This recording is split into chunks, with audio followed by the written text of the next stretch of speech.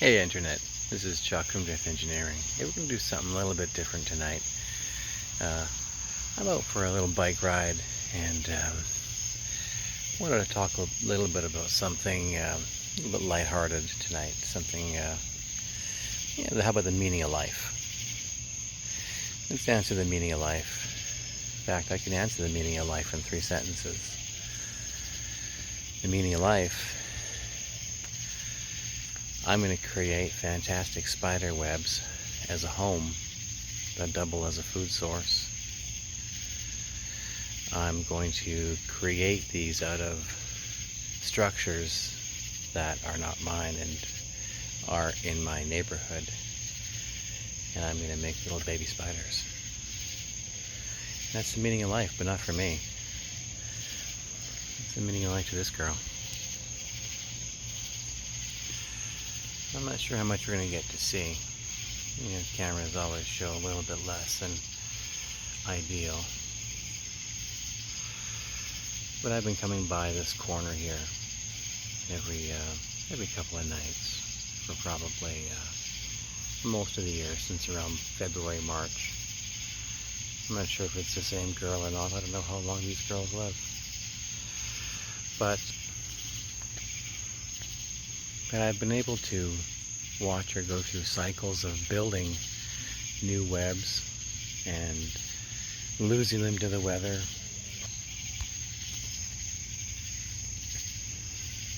But mostly we've watched her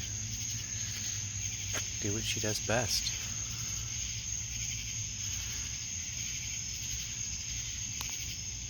She creates webs. She lives in them. She catches food. And eventually she'll make little baby spiders. Yeah, that's the meaning of life for a spider.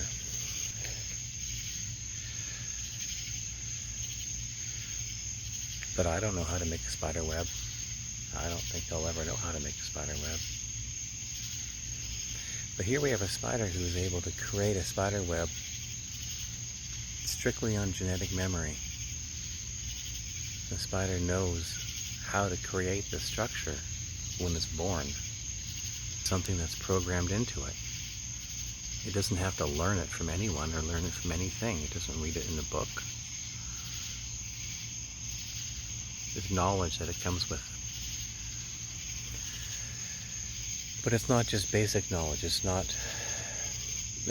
mundane knowledge. It's knowledge that it needs to survive. It's knowledge that without it, it wouldn't be a spider. It wouldn't succeed. It wouldn't be a species. There wouldn't be a spider sitting on the corner here making webs. It has to be knowledge for a reason. And that's how it was born, to create spider webs, and it does it very, very well. And it uses resources that would never have been programmed into its genetics. Signposts, lamps, and structures, homes, anything. Spider webs are seen everywhere. How would the genetic history have known to program spider webs to make against structures like a sign or a lamp? It's because it's designed so perfectly to do this using the resources at hand. It knows how to optimize the resources that it has available to it and can create the sustenance, the home, and everything that it needs to survive. Everything that it knows to become a continuing species, to continue on to make little baby spiders, was information that it was born with. Nothing was learned. So that's the spider's meaning of life. We extend that, and what can we learn from that? Well, we can extrapolate that to virtually any species. We don't even have to think of species with brains in a more common sense, or in other insects with different physiologies, like ladybugs.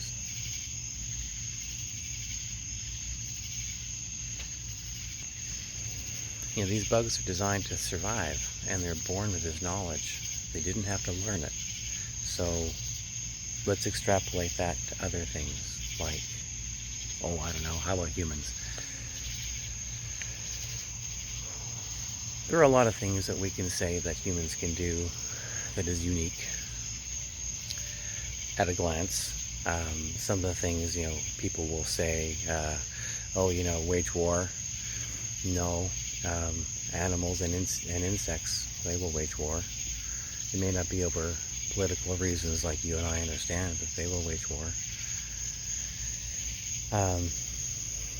How about travel, migration? No, that's not it. Communication. We have got a very in-depth method of communication through written and spoken and expressed through art, ways of expressing ideas. But is that something that's unique to humans? No.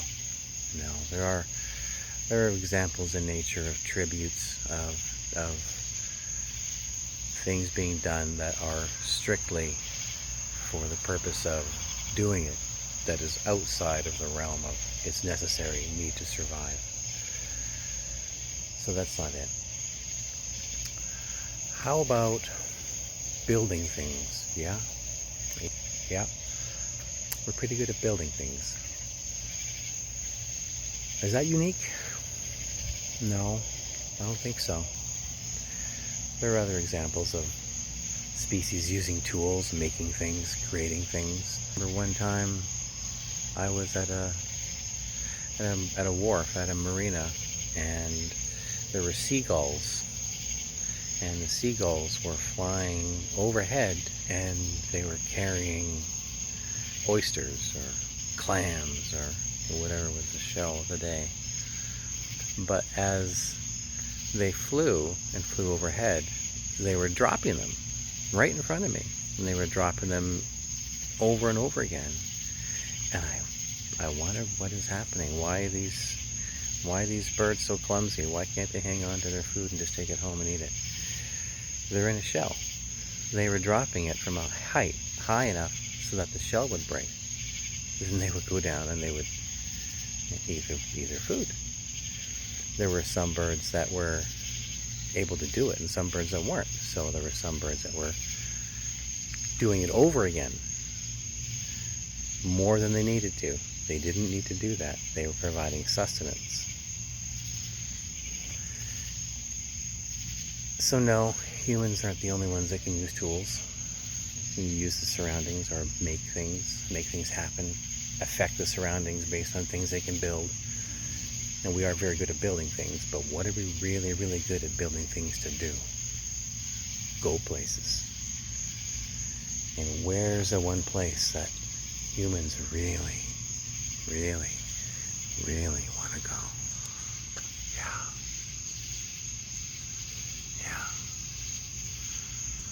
Space. Space migration.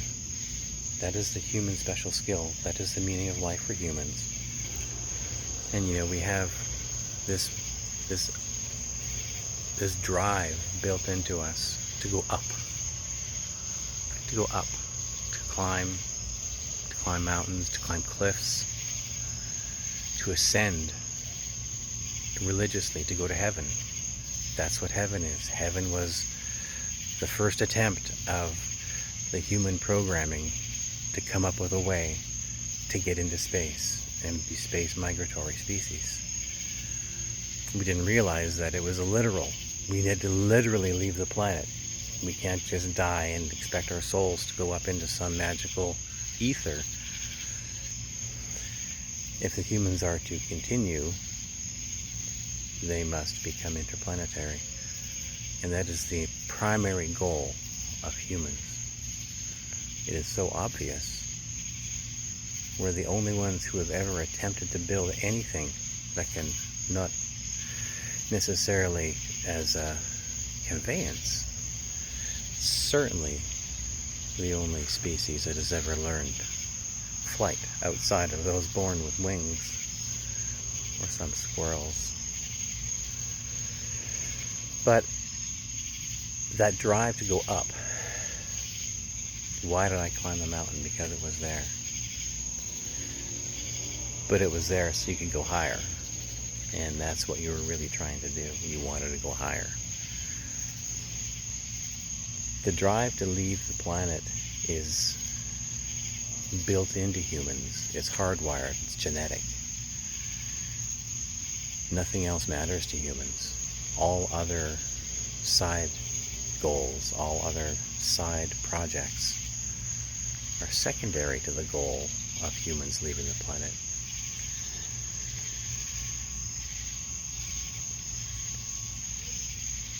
Without that, our genes are largely wasted.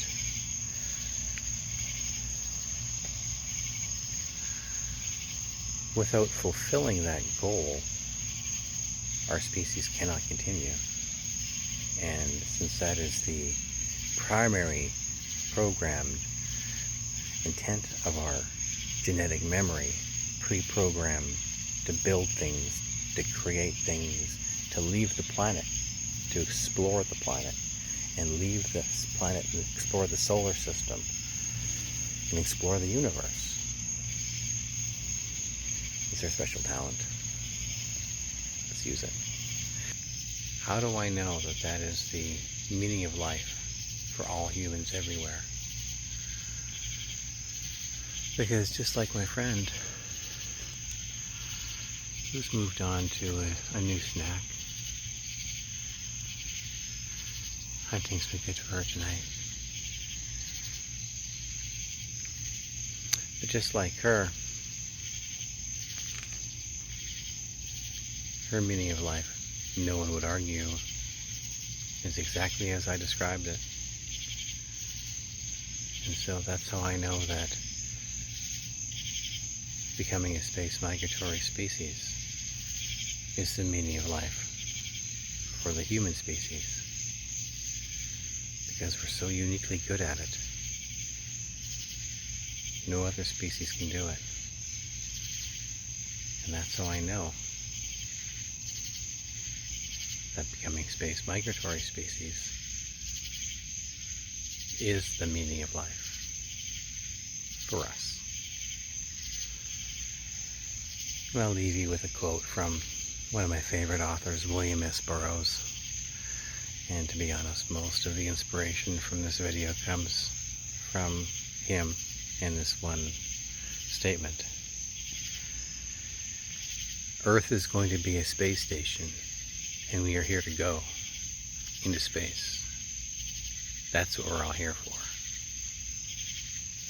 Do I have any question about that? Thanks, Internet. Have an awesome evening.